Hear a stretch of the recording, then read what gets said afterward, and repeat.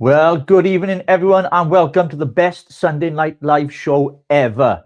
That's right, it's the Richie and Rogue show.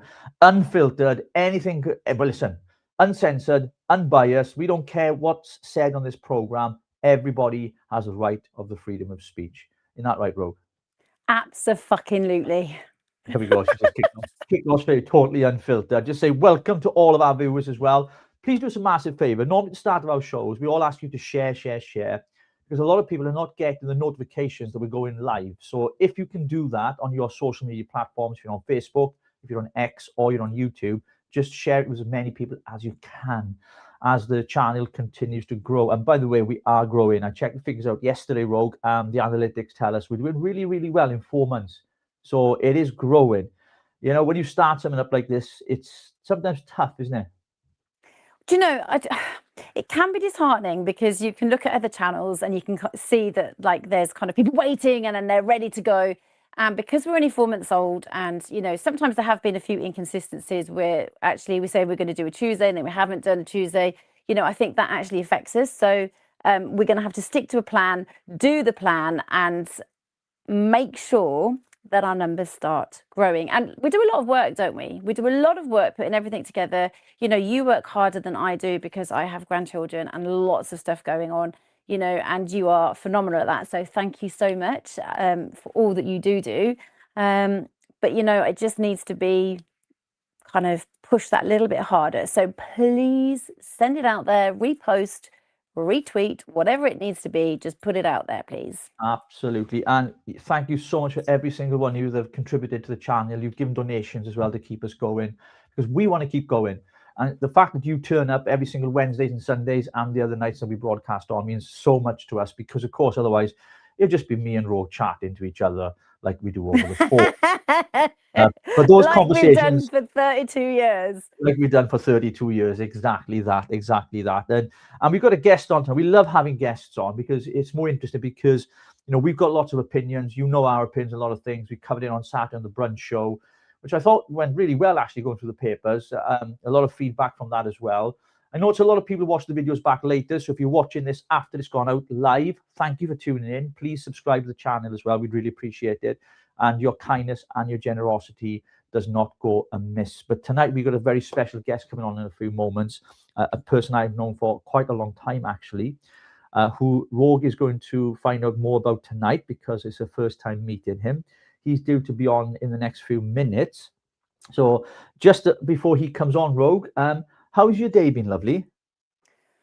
My day has been full of dirty nappies, milk feeding, going for a walk and crying babies, and also a wonderful granddaughter who wants to have makeup done. So when I did do a makeup, because she wanted to look like a particular cartoon character, when I did it, she burst into tears and she went, "You've made me ugly!" And I felt so bad. I actually felt so bad because I really tried my best to actually make her look like she wanted to look. So it's been a day full of trauma, tears, dirty nappies, and just, you know, doing normal things. Yeah, well, the last time I was there, your granddaughter did paint my face as well, if you remember correctly. She did a beautiful job. She improved you. You know, I thought I looked outstanding. I thought I might turn trans. I thought I looked great. Oh, actually, talking about that. Oh, no, Yeah. don't let me get. No, I watched. I put something on our TikTok earlier.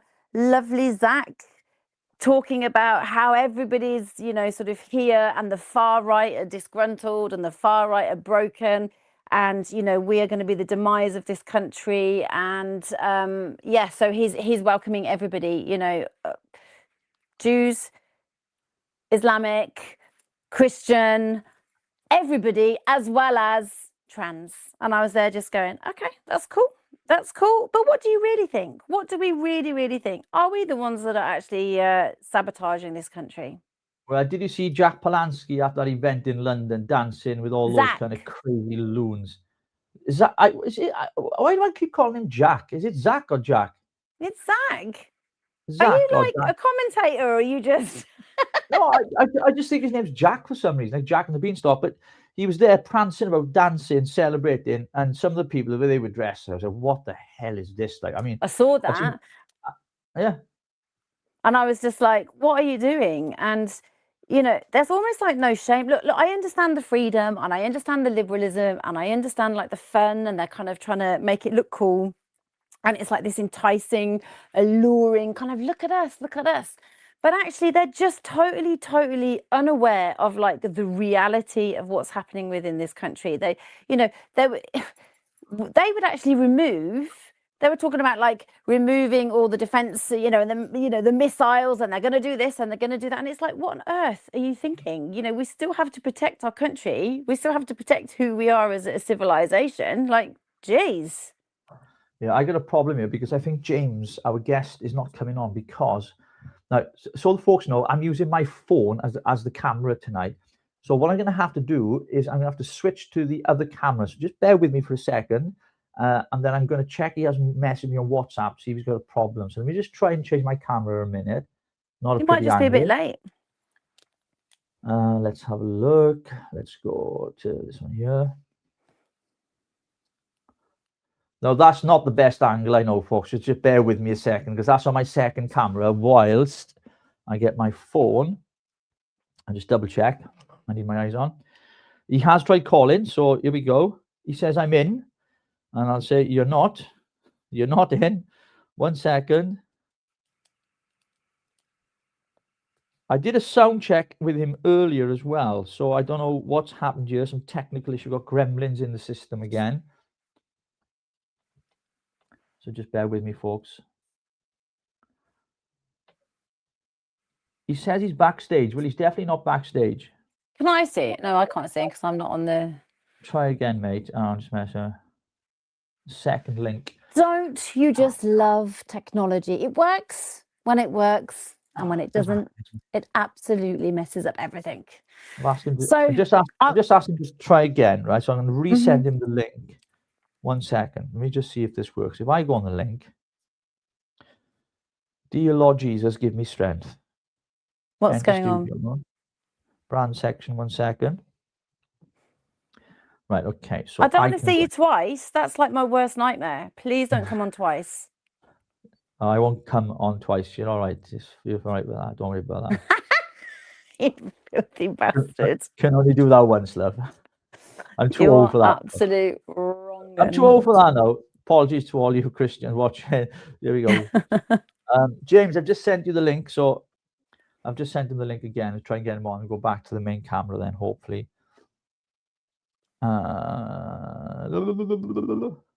Anyway, do you know what I'm going to do?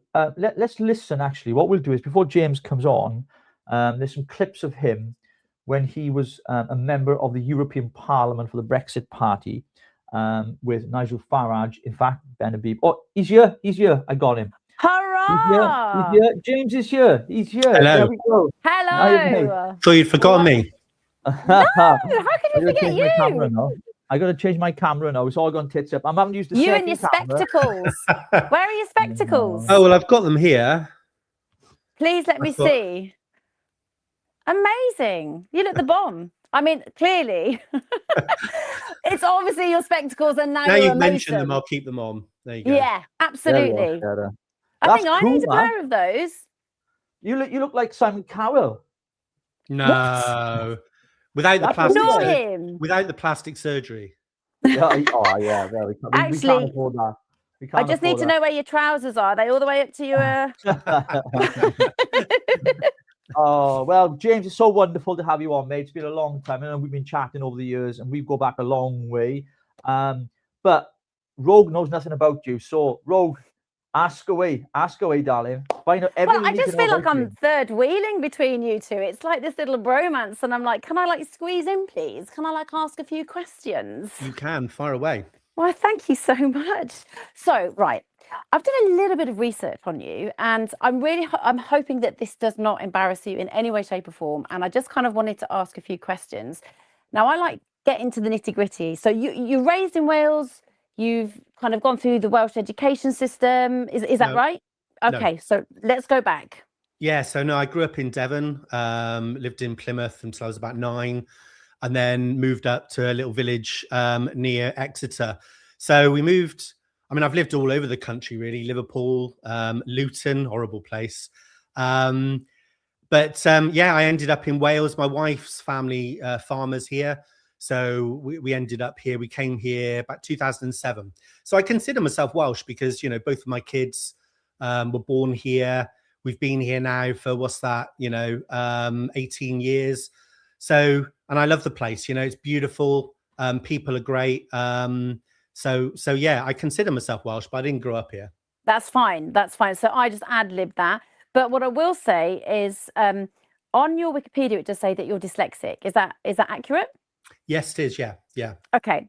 So my questioning was going to be about how did the Welsh education help you, but you didn't grow up in that. So you obviously were in England. Now, I actually know Sidmouth. Do you know Sidmouth and Sidford? I do, yeah. Yeah. So my nana used to own actually one of the thatched cottages. So how is that actually, with your dyslexia, how did that sort of disarm you? Did you feel that you were going to be in the position that you were going to be now? Did you feel that you'd be able to achieve, or did it kind of debilitate you?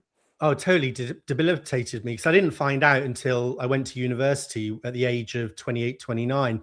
So when I was at school, I fell behind. I was in the bottom set. So I hung out with all the degenerates, throwing bits of paper at the teachers and stuff. So, I mean, I came out of school. I think I got a C in music, but that was only because we cheated because the teacher went out during the exam and I ran to the front and shouted out the results, the answers to everyone. And then I got a D and an E. So I came out of school with virtually nothing. I did all sorts of jobs for years, worked in petrol stations, waiting on tables, you name it, I've done it. And then about sort of 27, 28, I was also DJ'd and got into the whole rave scene as well. But about 27, 28, my mates were either settling down or traveling the world. And I thought, shit, man, I'm still living at home with my mum. I'm 28 years old. I've got to sort my life out. And so I did an access course and went to Liverpool University and then went on to do a master's.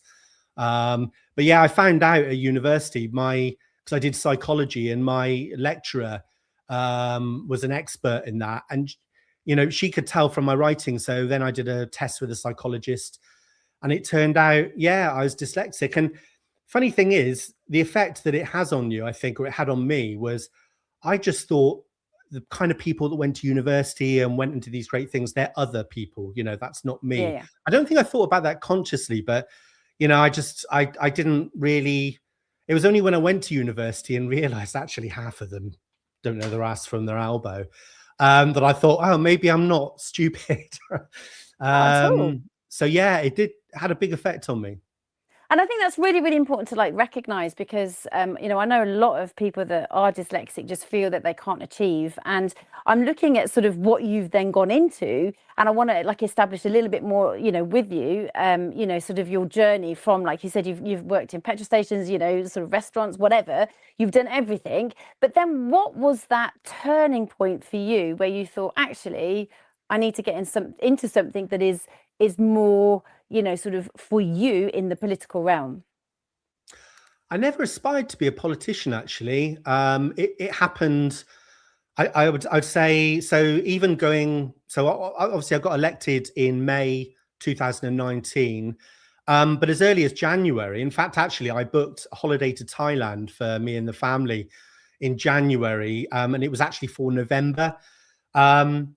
Because I didn't realize I was going to be a politician even in January, just a few months before the election. So it really was something that happened to me. And it was just basically my path, my life path, sort of across the political world. And even now, having been an MEP and been in that world, I'm not a politician. I'm not that kind of person. I wear my heart on my sleeve. I say what I think. And also, it's a real skullduggery world, even within political parties, for putting aside sort of the competition between people within political parties. Actually, within parties, it's all about elbows and climbing the greasy pole, well, for a lot of people anyway. So it's not a nice world, and it's not one that I really want to go back into. But of course, politics is a necessary evil. And, I'm politically minded in the sense that I have an opinion and a view on the world. And also, I'm really worried. Like a lot of people, I think a lot of people are being dragged into politics who really are not politically minded, but they're forced to, because at the moment we're staring down the barrel. I think in the UK, I'm really concerned. I really am, and well, I have been for a while, but it just seems to be getting worse and worse at the moment. So, and I think the thing is, I really don't think the answer to all of our problems is politics. I think the answer needs to come outside of politics. Of course, we need politics to deliver that answer, but at the moment, there is no answer within the political world. It needs to happen outside, and I think we're quite a way off that yet. Yeah, no, absolutely, I agree.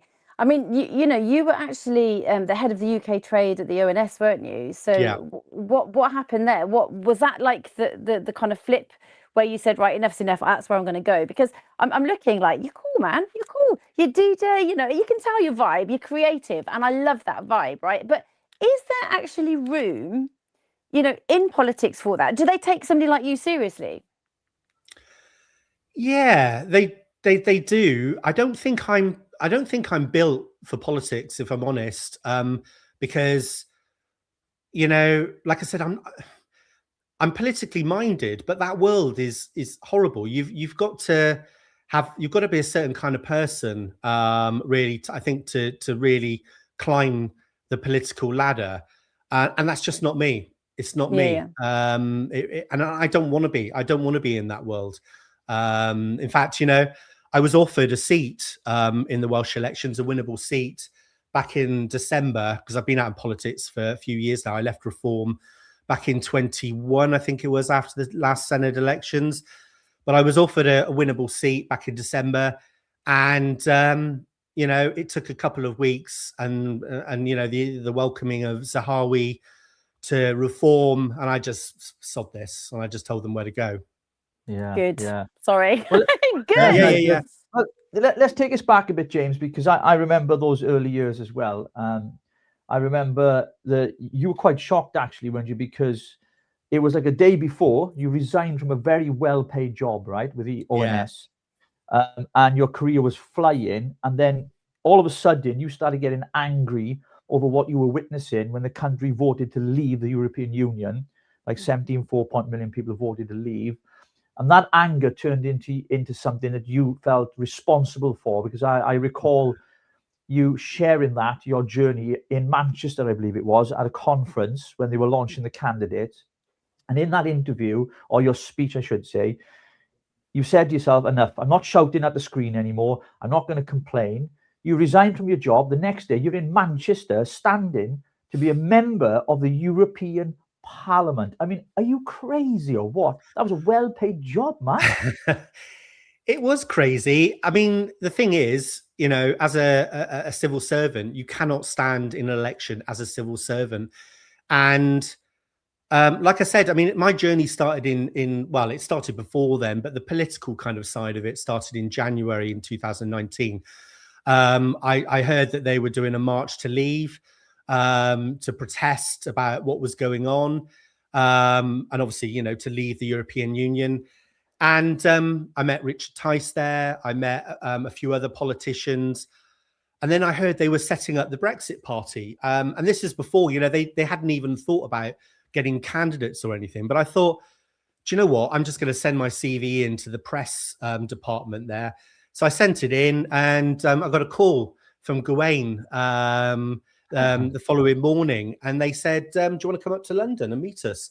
So I went up, and the next 3 months, 3 months, it was never certain that I was going to, run in the elections. What actually happened is I just kept on saying to myself, because the thing is, like you said, I had a mortgage, I had 2 kids, a well-paid job. And so I thought, this is crazy. I can't just give up my job on the whim of getting elected, because I might not get elected, and then it would have just been a disaster. But I said to myself, you always keep your options on the table until you can't anymore. So I just thought, well, I'm just going to keep my options on the table. I'll go along with this. And then one weekend, I got the call from Tyson. He said, right, we're going to offer you number 2. Now, at the time, that wasn't a guarantee. that I would win that. But I just said to myself, I tried to do the whole kind of weighing up the pros and cons, and that didn't work because it was just a bonkers decision to take. So in the end, I just said to myself, well, look, you brought yourself here. Something has made you. You've been really investing. You're so passionate about, pushing back against this, they were trying to overturn a democratically, the referendum. So I thought, well, you've brought yourself here, so you've got to go through with it. And I resigned. And the funny thing is, I should have given them 3 months, but I saw my director and I said, look, this has happened. I've got this seat. I'm going to leave. Don't try and persuade me that I'm not. So I want to hear what you're going to do about it. And then the next morning, they just came and said, look, given the circumstances, we know you couldn't have foreseen this. So we're going to let you go, and you can go this afternoon. And that was it. I walked out of it that afternoon. And, a month later, I was elected to the European Parliament. I mean, that must have been a massive shock, right? I mean, did you expect to get elected? Was it like, wow, all of a sudden, because things changed? Because you went down to Brussels, you go down with the team, because there's loads of you, and there's Rupert Lowe was there, Ben Habib, Nigel Farage, the girls that were there as well, Martin Dobney, Alex Phillips, they were all elected. All of you must have been like rabbits in headlights, again, what on earth are we walking into here? Did it feel like that? Like walking into that European Parliament, that undemocratic place, by the way? What was that like? It must have been a hell of a shock. It was that first few months was absolutely bonkers, because it just happened just like that, in the space of a few weeks. One minute I was a civil servant, and the next I was in the European Parliament with a basic salary of 110 grand. I mean, the other thing I'll say is originally we were only supposed to be out there for 4 months. £110,000 a year salary. Well, I think it was euros, 110 euros. Euros. But then you wanted to vote to get out of there. So you went into a job for 110 grand a year, and then you were saying, I don't want this job. That was the Brexit deal, wasn't it? Yeah, well, when we first went out, basically the only reason we held the elections was because of the legislation, because it was already fixed and we couldn't change it. So when I actually stood for election, we did it on the understanding that we were only going to be there for 4 months. In the end, it happened that we were out there for 9 months. But, I always knew that I was chucking in my career because, once the civil service is left-leaning, it caused mayhem. I was in all of the national press in the civil service for joining the Brexit Party. Head of trade resigns to join the Brexit Party. So I knew that was me never going to work in the civil service again. But I thought, this could lead to other things. But, I did it on the understanding that I was only going to be out there for 4 months. We were going out there to put ourselves out of a job, essentially. Yeah. I mean, do you feel the sacrifice was worth it? I mean, do you miss the neutrality? You do, yeah. I do, and I'll tell you why. The biggest change in me, it's not that it's created opportunities for me, but it changed me as a person. That stepping into the darkness and not knowing where you're going to go and taking that big gamble and trusting in your instincts and trusting in me, that changed me as a person. And, ever since then, I've, because you become the person of the choices you make, and it's changed me as a person. And I live my life very, very differently. I'm a different person now. And so I would never change that. Never, ever. Okay. So, I mean, now obviously you're an independent, aren't you? I mean, we missed out a massive chunk because obviously we need to look at the timeline of you. But right now, as it stands, you're an independent. What do you mean by independent? So, I thought that you had chosen a path where you are now standing as independent, or are you actually doing something? No. I'm not. No, I don't want to go back into politics. You're just not doing it point blank. Yeah. I'm. I am. I joined Restore because I've just had enough of Reform now. I think that they're not the party I thought they were, and I don't think they're the answer. I will be voting for them in the Welsh elections only because in politics you've got to be pragmatic, and who else do you vote for in Wales? And I'm not going to not vote because then you haven't got a voice. You can't complain about who's in charge if you don't use your vote. So I will be voting Reform, but I'll only be voting for them until a better answer comes along, and I think that will happen hopefully before the general election. I mean, this is the fight we've been having, isn't it, Richie? We've been trying to tell people, look, if you want Labour, you know, or Plaid and them to sort of work together, you know, you've got to vote them out with reform, and nobody can understand that. They're like, well, we're just not going to vote then. And it's like, your vote is like gold dust. You have to vote. And it's really important in Wales because the last Senate elections, 46.7% of registered voters actually bothered to vote. 46%. You know, if you think just if even just a 10% of those people that are disaffected came out and voted, it would totally change the election. So it is really important. But the other reality about these Welsh elections is Reform doesn't want to win the election. It doesn't want to win it. I'll tell you why. I'll tell you why. I want to know. I'm sat here going, come on, tell me more. I'll tell you how I know that. Because, you know, I've obviously with the Brexit Party going back and then Reform 5-6 years now. And if they want to win something, well, we would be seeing rallies every day in Wales, 2-3 a day they were holding before the European elections. Absolutely. And I'll tell you why they don't want to win. It's a strategy because they do not want the scrutiny in the run up to the general election. They don't want it because it's too risky. So they want to get, you know, so many seats and prove that actually they're a political force. But they don't want to govern in Wales because it would just be loads of baggage before the general election. And of course, Westminster is the big prize. But you can, you know, all you need to do is look at what they're doing in Wales. There's nothing going on. Why not? If they wanted to win it, we would see stuff going on, but there's no campaigning, there's no rallies, you know. So, I mean, that's the reality.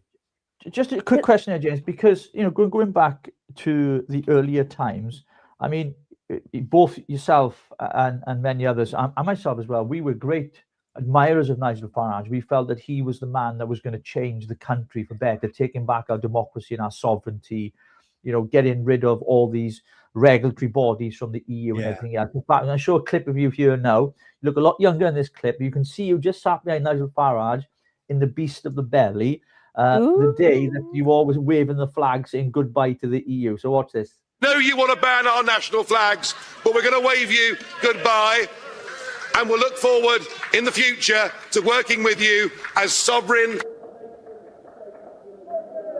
If you disobey the rules, you get cut off. You know what's really funny? Have either of you heard of the Welsh rapper Ren? Yeah. No. Have you? His video, I forget which music video it is. I forget which song it is, but I'm actually in the music video because there's a clip of that in. Yeah, because we found this out because my dog's named Ren after him, and so we named the dog it. And then I was watching, I was like, hang on, I'm in his bloody music video. It's that clip there. That's it. Brilliant. What a claim! And that moment, that must have been massive because I remember celebrating. I was in Cardiff with the Brexit Party then, obviously. With Mark Reckless and those guys, we couldn't make it to the big celebrations in London that you were all at and everything else. But this was the moment you walked out with bagpipes, if you remember you walked out of the EU with all these bagpipes playing, and you can see you just walking by here.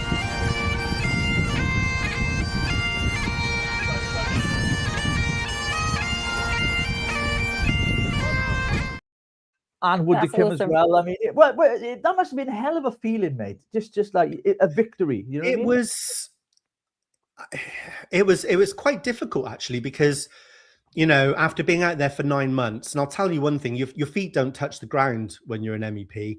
Like I said, you know, you've got €110,000 basic, but when you add up everything, it's over 200 grand. You know, you have a bank account for. They're not expenses, they're allowances. You don't even need to provide receipts, but that's £4 grand a month. Then you've got every day you're out in Brussels, you sign your name in a little book and you get €160 for your food and your accommodation. But essentially, you know, you get an Airbnb for a couple of €100 a week. So that's an extra, you know, 1,500. I'm not apologetic, by the way. I didn't do it for the money. And I only expected to be out there for 4 months. So people who say, that, you know, you're like the rest of them, you got your, you know, whatever. But by the end, it was difficult because, you know, part of your mind is, you know, oh man, you get used to it. And it does corrupt you because, you know, you get to Brussels, you phone a number and a limousine comes and picks you up and takes you anywhere you want. You travel first class on the Eurostar and get a 3-course meal with as much champagne as you can drink. You know, I went to India and met the Prime Minister of India, Narendra Modi. I did some incredible things, and you know, towards the end, you could hear that voice like of regret, but I'm quite self-aware, so I was always aware of that voice, and you know, there was not an ounce in me that would ever have changed anything if I'd had control to do that, because you know, the one thing that we lack in politics is integrity, and I was absolutely adamant that I will never ever be corrupted. I will always stay true to myself, always, you know. So, but it was difficult, because suddenly I've gone from, you know, doing interviews live on a roof in Brussels with the president of the European Parliament. You know, we're fighting each other about Brexit, doing all of that kind of stuff, then to the prospect of just, that's it, it's over.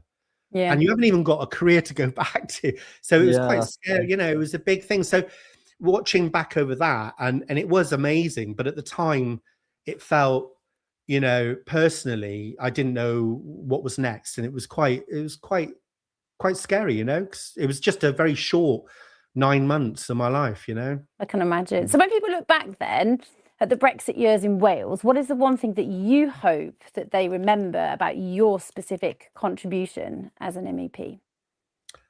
Oh, wow. I mean, I know what, I don't know whether, because the thing is, a lot of people in Wales are kind of removed, I think, from what goes on out there. I mean, all of the letters I would get from people in Wales would be things like, well, can you help my neighbour? The council have been, you know, have not been doing the pavement outside and all the kind of, and we're not, as an MEP, we weren't responsible for all of those things. And we would get all of these letters, you know, the NHS and all that kind of stuff. Well, you know, as an MEP, people were really confused. So I don't know that there's something specific that Welsh people would remember before, apart from maybe some of the speeches. But the thing that I remember most was my integrity and my bolshiness. I mean, I was in the Commission for Trade. I represented the UK on that in Brussels. Yeah. And I remember my parting speech. It was just short of 10 minutes, where I basically lectured them. There was about 400 of them in there, and I lectured them. And when you watch back to the video of that speech, there's people sitting behind me rolling their eyes, and you know, but, you know, when I look back, I had the guts to say it how I saw it. And, you know, that's the one thing. I was always very brave and not put off by doing all of these things. So, but yeah, I mean, you know, and the other reality is, as the Brexit Party out there, we were the biggest national political party. Obviously, there's parties, European parties out there that are much, much bigger. But as an actual national political party, we were the largest out there. So, you know, but we didn't have any power out there. Our only power was going out there and creating chaos. You know, what the first thing we did when we got out there was start to tell the British public about all the corruption, the institutional corruption out there. Like I said, that little book that you sign every day, where you get 160 euros. And, you know, Fridays, nothing went on in the Parliament, but there was always a queue on Friday morning of people to sign the book to get that extra 160 euros before they went off home. Staying an extra night just to do that, you know. So it was things like that. We were informing the British public about how corrupt it is out there and how undemocratic it is. So I think that was our biggest contribution, actually, and all the chaos and the noise that we created out there, you know. I think you were saying about you being self-aware, and I really love that, right? Because I think it is so important. Like, would you say you were spiritual or just kind of more self-aware? Yeah. And I think spiritual, not religious, spiritual though, yeah. Absolutely. And I think spirituality is a really, really important intrinsic part of us. And I think when you are going into corruption and you're going into places that maybe there are darkness or influences, I think as you kind of root into that spirituality, it really does hold that integrity deep, deep within you. So if somebody were to want to go into politics and you were to warn them about sort of like the darkness or the corruption, you know, how would you like yourself, explain to somebody to kind of hold on to that spiritual kind of centering? Yeah, I mean, I would say that, you need to have that in the first place. That has to be your motivation on why you're doing it in the first place. If you're doing it just because you think it'd be cool to be in Westminster or whatever, then forget it. You're the wrong person.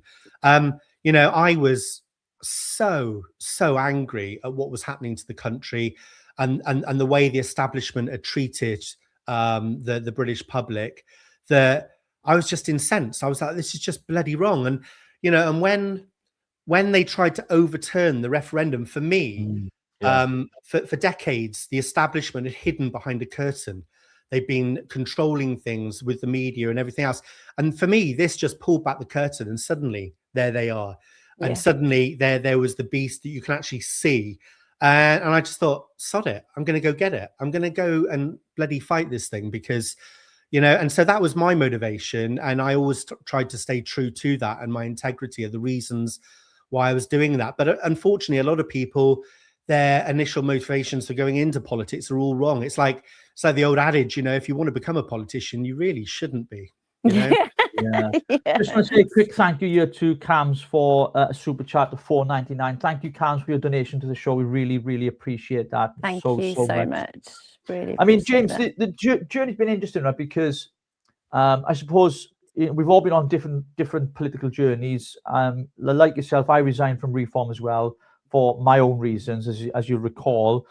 But some of the things that are going on right now politically, let's bring it up to speed here. Inside Reform, there's a lot of chaos going on, isn't there?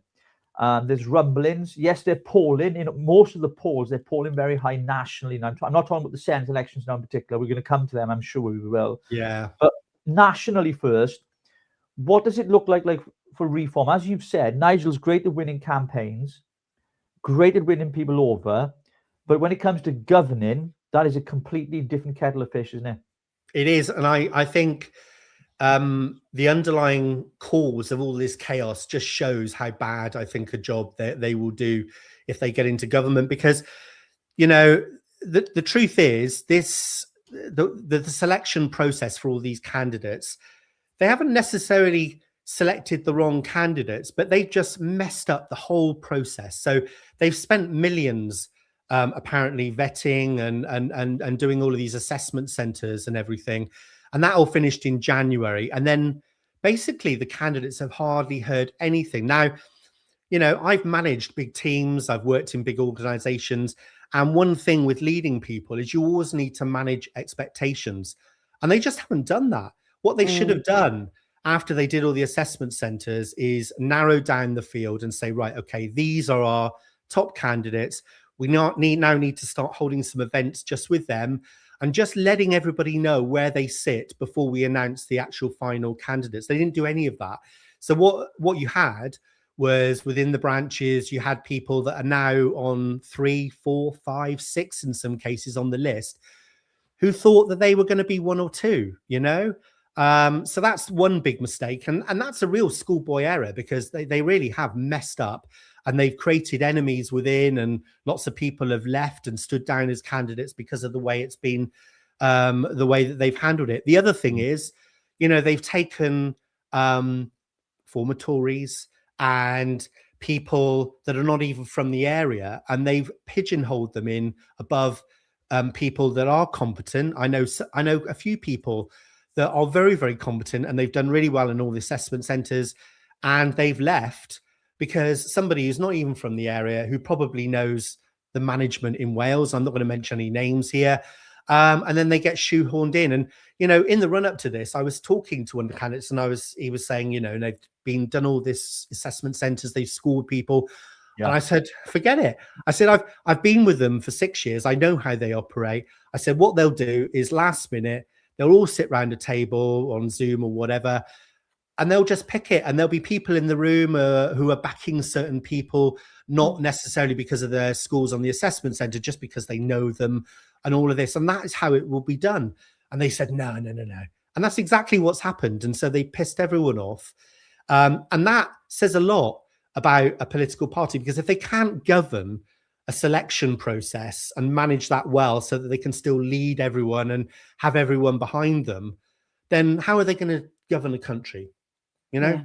Yeah, absolutely. Yeah, So absolutely. you've obviously joined Restore, and you know, was that from the beginning? Was that from word go? Have you taken a bit of time to consider it? No, that was recently. So I had a conversation with Farage at the start of December, and I said to him, look, if I come back, because I was just like, I've got to do something. I've got to fight this. If I come back, will you give us a winnable seat? You know, I'm a former MEP, so I thought, you know, you don't need to put me through an assessment centre. All the evidence is there. So Farage came back and said, yep, just join us. So I did. And then I got a message from one of the candidates one morning saying they've welcomed Nadeem Zahawi. And of course, you know, I fought for the vaccine injured. I did a documentary back in 2022. I was, you know, a prominent activist. I worked in Parliament, getting I've forgotten his name now, the doctor, a speech in Parliament. And I was really, and I just said, that's it. So I just sent Faraz the message straight away, just saying, forget it. Consider my application withdrawn. And then I just thought, that's it. I'm done with politics forever now. I'm never, ever going into politics. And then it's probably a couple of months later, because I know Rupert Lowe really well. I mean, he sat a couple of seats down from me in the Parliament, used to lunch with him on several days a week. And he really is a genuine stand-up person. You know, I mean, he doesn't take a wage from this. You know, he's a successful businessman. He was the chairman of a Premiership football club. So as well as being genuine and a straight player, he's also very successful. I mean, Farage, if I had to use one word to describe him, I'd call him a grifter, because he has got a very, very good political radar. But what's he actually done apart from all of this just campaigning? He's never actually delivered anything, whereas Rupert Lowe has. And I just thought, do you know what? I mean, I don't want to get involved in the party. I don't want to stand or get politically active because I've got other things going on at the moment. But I thought, do you know what? I want to support them online, and hopefully, the thing is with Restore is, at the moment, the country isn't ready for those policies. So they're doing really well in the polls. I think about 8%, I think was the last poll. But the problem is, because their policies, they're not really extreme, but we're talking about solutions to a very extreme problems, right? So they seem extreme to sort of the middle ground of the country. So I think the country needs to come to Restore rather than Restore widening. And I'm not sure the country's ready yet. I mean, it might be another few years before that happens. It might even be after the general election. I don't know. But fuck it, you know. I want to support a political party that I think says what it means and has somebody like Rupert Lowe, who's just a genuine guy. He really is. Did you ever consider going to Advance, or was that just an absolute no? Was there something that? Yeah, I did. I did speak to you. I did speak to you about it. Yeah, I did speak. I mean, I know Ben Habib as well, and I speak to him every now and again still. The problem is, I don't know. I mean, this was before, obviously, I joined Restore. I didn't know what to make of what Ben was doing, and you know, and I think what swung it for me was because I always just assumed, like everybody else, that Ben and Rupert would join forces. It made sense, you know. But the thing is with Ben, I mean, look, he's a decent guy, so this isn't a critique of him, but it does seem like some of his political motivation is on grievance. It does. It comes across as that, because for me, you know, the thing he set up, I didn't think it had a hope in hell of doing anything. And obviously, you know, the by-elections which they've stood in demonstrated that. He just, absolutely, for whatever reason, he's a good guy, he's another genuine good guy who really cares about the country. But for whatever reason, I could just see it was going nowhere, which is a real shame that him and Rupert, I mean, maybe they will join forces, but yeah, you know, I don't think it's going anywhere. Yeah, no, I agree. Yeah, so closer to home then, James, we've got the Welsh elections coming up now, not too far away. And of course, the polls are showing that Plaid Cymru are looking to be, the governing party. And Mark Drakeford's been on the airwaves this week actually discussing this whole interview that he had. And he was talking on Politics Wales today about the left-wing parties, the Liberal Democrats, the Greens, should they get seats, Welsh Labour and Plaid. So even if Reform were to have the numbers of a majority, the way the voting system works here in Wales and the PR, which is slightly different now, has changed it to the ad hoc system. I mean, will they be able to deliver anything? The irony is, I think if Reform wanted to win this election, I think they could. I really do. Because when you look at just 46.7, call it 47% of the electorate come out, there's a huge opportunity there to tap in to that, the disaffected in Wales. And they know that. And if they put in the same effort as they did for the European elections and also the general election, let's not forget, obviously you stood in that as well, Richie. I think they could win in Wales, but they don't, like I said, they don't want to win it because the big prize is Westminster and they just know, well, they've made up their mind that it's just too much of a political risk, all the scrutiny and all the bear traps which will be set for them and everything else. But that is it's a real shame, I think. And I think it shows a lack of confidence in themselves, in their ability to govern, and that's a real shame because we will end up with a Plaid Labour coalition. We will, because please don't. Plaid, I can't cope. That's the reality, because Plaid won't get enough seats by themselves. They'll have to rely on Labour, and it'll probably be a Labour, Lib Dem, and maybe even, God forbid, the Greens might get a couple of seats. I don't know.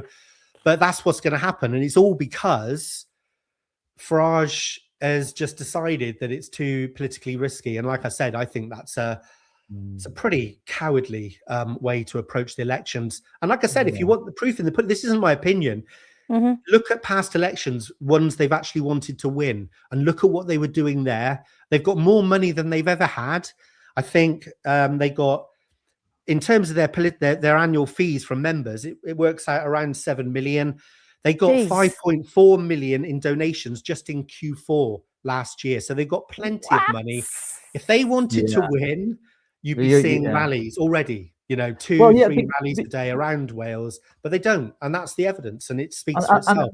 And they were doing that during the Brexit era, trying to get us out of the EU, if you remember, because we were traveling, James, and we went to many of those conferences. You spoke at many of them as well, and there were thousands of people across Wales, and we gathered all these people, and you would have thought that this momentum would carry on, but for a lot of people in Wales, I've been out on the streets, right? I'm not kind of a street journalist. I don't class myself as I like rather sit in the studio. But what I see on social media compared to what I hear on the streets are two completely different things altogether. They're completely different worlds. A majority of the people I interviewed last week said to me they're not bothering to vote because it doesn't change anything. That was the number one, the biggest thing. The second thing I was very surprised about is the amount of young people who said they were voting for this is in Wales now, for the Green Party. And then when I say to them, do you know what the Green Party stand for, what their policies are, what their views are? They're like, no, but I'm going to vote for them anyway. I mean, the ignorance is absolutely, it's just mind-boggling. Astounding, yeah. There was one or two, Welsh Labour, but they've seen the failures after 2 decades of devolution here in Wales. But a lot of people did say that they were voting for reform, which was encouraging because, of course, here in Wales, the only option we have is to go to that ballot box, pinch your nose. You might not agree with Farage. You might not like it. I remember knocking people's doors in Blaenau Gwent, right? And we had, if you remember, we had that thing we had on our phones, right, to ask 10 questions. I think it was called Pericles, So you ask the questions. Do you believe in Brexit? Yes. Do you want to leave the EU? Yes. Do you like Nigel Farage? No. I'm like, Mr. Brexit. They hated him. It was just weird. Really weird. I mean, the other thing is, Richie, is that, this whole, and I understand it on one hand, you do need some political experience in the party if you're serious about governing in Westminster. So, yeah, I get that.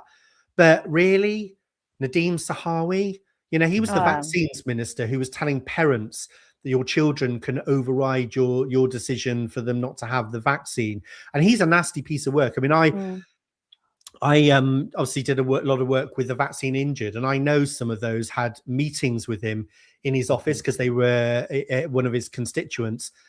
And the abuse that he gave them, he literally chucked them out of the meeting and was just deriding them and ridiculing them. He's a nasty piece of work. And then you've got Nadine Dorries. I mean, she wrote the Online Safety Act, for fuck's sake.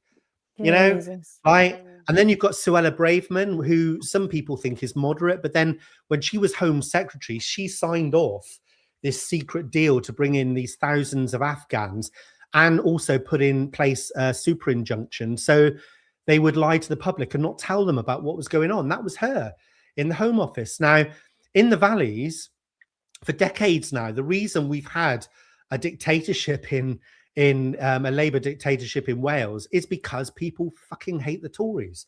And the wider country hate them even more now. And so, you know, bringing in, I don't think it's wrong to bring in some, because there are some good Tories, like all parties. There are some good politicians out there. Fewer and fewer as time goes on, by the way. But, you know, bringing in politicians like that, I just think, and I've seen an article from several articles actually in the press about people in Wales just saying, I'm not, you know, people in Wales are not going to vote for a retirement home for the Tories, you know. Yeah, that's been a big story, that as well, isn't it? A lot of people have been saying that on the doorsteps as well. Well, how can you bloody vote for, you know, everybody is so angry and worried about the country. They're angry about what these politicians have done to this country, and they're worried about the future. And now we're being asked from the party that is supposed to be providing the answer to those bloody problems, that they're bringing in all the people who created the fucking mess in the first place. What's that about? It's a fucking joke. We're supposed to just vote for that? What? Yeah, well, that is why I stood for the Balls of Welsh Assembly Party. I wanted to get rid of it. Why have two shit parliaments when you can only have one? You know what I mean? Get rid of a lot of them. They're all the same. I think the reason a lot of people like us from our backgrounds, mine slightly different to yours, got involved in politics was simply because of the injustices we saw when people's democratic rights were being taken away from them. And that really pissed so many people off. Because I wasn't interested in politics. I watched Question Time on a Thursday night, shouting at the TV, whatever. And I seen what was going on, and I voted to leave. And then for 3 years, they tried to stop us leaving the European Union. When 17.4 million people, their right to democratically vote. Not only that, Richie, but in the run-up, we had every politician telling us this is a once-in-a-lifetime vote. If you vote this, there'll be no going back. That's what they bloody told us. And then afterwards, you know, they looked like they were going to try and overturn it. And that was, I think that was the thing that, you know, motivated me to take that big gamble, because I was just like, and especially when they pulled back the curtain and suddenly there they are, you know, here's a vote. You know, we live in a democracy. It's a one in a lifetime chance. There's no going back. If you vote this, we vote that way. And then they try and, well, you voted the wrong way. You didn't know what you were voting for. Political gaslighting at its finest. For me, that was just, it made it ridiculed the whole idea that we live in a democracy. And I was just like, nah, I'm not having that. I'm not having that. So there is a burning question that I know a lot of people want to kind of hear about, which is 2025. There was a name mentioned, which was Nathan Gill, and you. Like, are you happy to talk about that? Yeah, of course. Yeah, absolutely. Okay, so let's go. Yeah, okay. I mean, Nathan knows this because I contacted him and told him what I was going to say to the press, and I've done interviews with the Guardian and the BBC. He's an idiot. He's an idiot because he didn't do it. I know Nathan well enough. I mean, look, he lived in Anglesey and he used to drive to Brussels, right? And he told people it was because he didn't like to fly, but it wasn't that. I've been on loads of flights with him out to India, and he's fine flying. The reason he did it is because of the money. If you drive, the expenses you get are huge. He was a chancer. It was an opportunist, always on the make. So he didn't do it for ideological reasons. He's just an idiot, basically, especially given the amount of money that we were actually making as an MEP anyway. And, you know, and he's got 5 kids and a wife. you know, so he's an idiot. But I've stayed in touch with him because, you know, I spent 9 months with him. We lived in you know, Airbnbs every week in Brussels together. We even had a business, although, you know, that it was only for a couple of months. It was an ad van that we rented out to the Brexit Party. You hired it out to me. You hired that out to me. You charged me a lot of money for that. Yeah, I remember. And I should, if I was any kind of normal person, I'd have probably just told him to get on his bike and fuck off, and I never want to see you again. Because what he did with me being a business partner with him, being so close, he put my family at risk because, you know, he talked me into going out to Ukraine with him. So I did a trip to Ukraine and went on the airwaves out there talking about press freedom and everything else. I didn't have a clue of anything. And when I listened to that judgment, I watched that live and all the charges against him.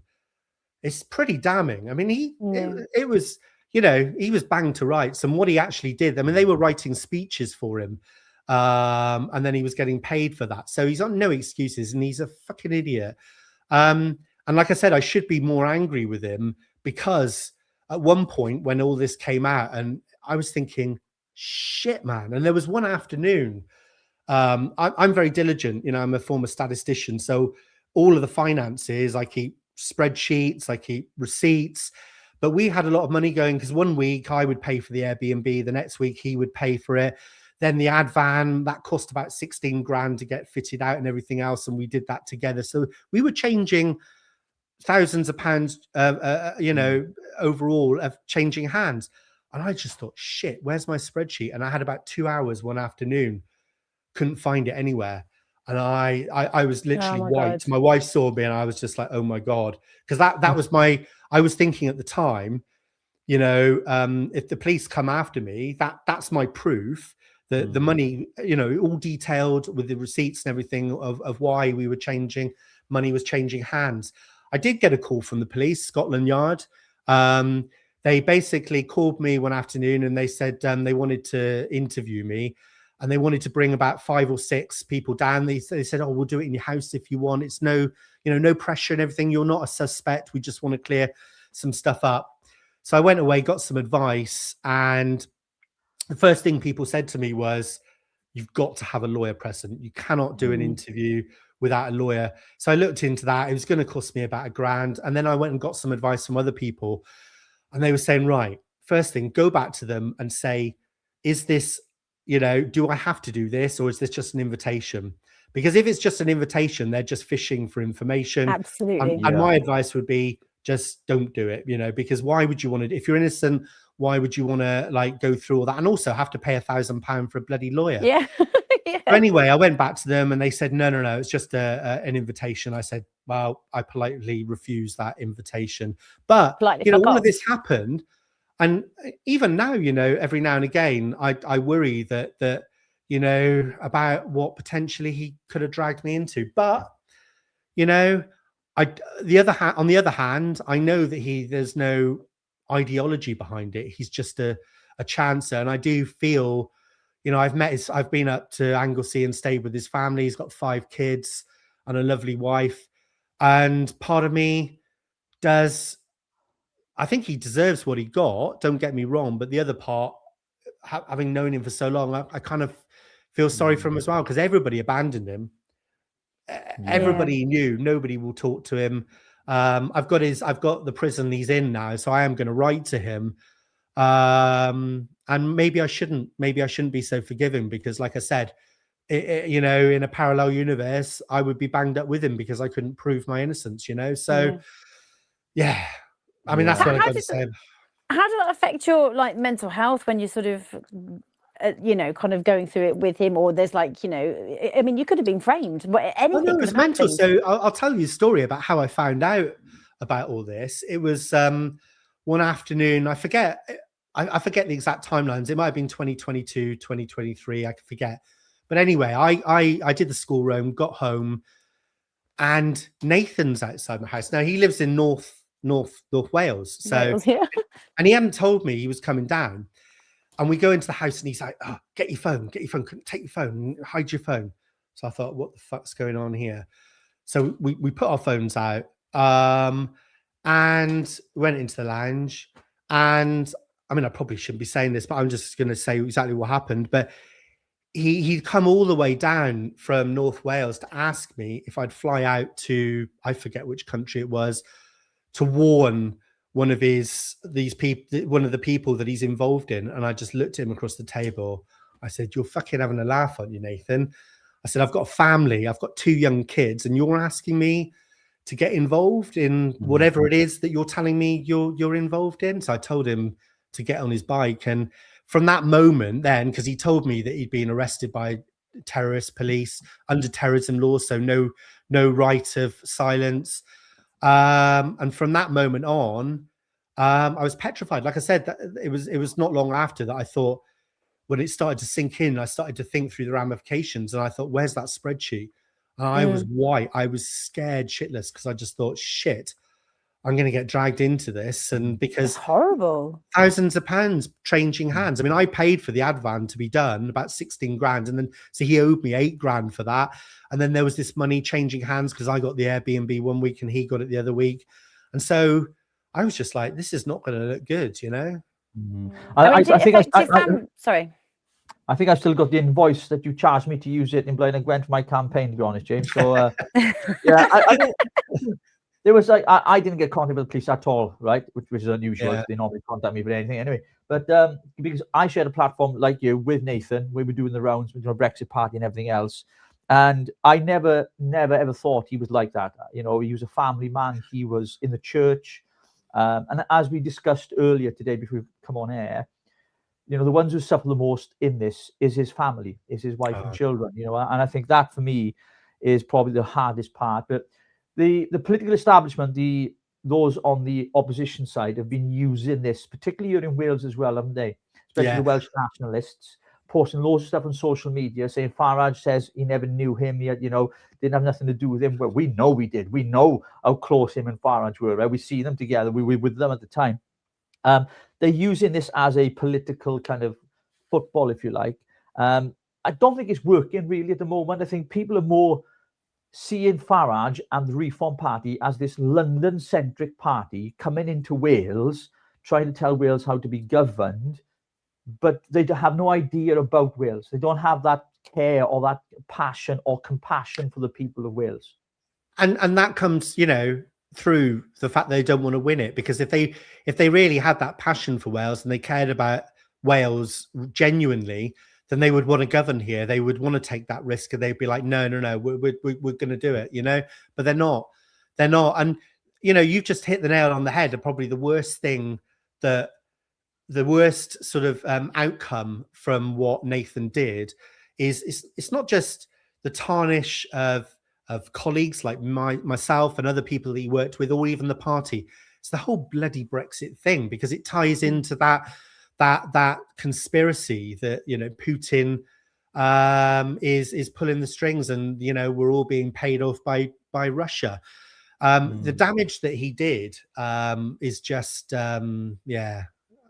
it's bad. But the thing is, Richie, I think, you know, it won't stop people voting, those who want to vote for reform, because they're more angry than they are suspicious about stuff that's going on. People are just so angry, and there are so few political choices out there in terms of sorting this mess out. At the moment, really, the only viable one on the right is reform. And like I said, I will be voting for them in Wales, but waiting for a replacement to come along, because you know, I don't think they're the answer. And I don't think Farage, we need somebody actually who's not politically minded, who's not a politician.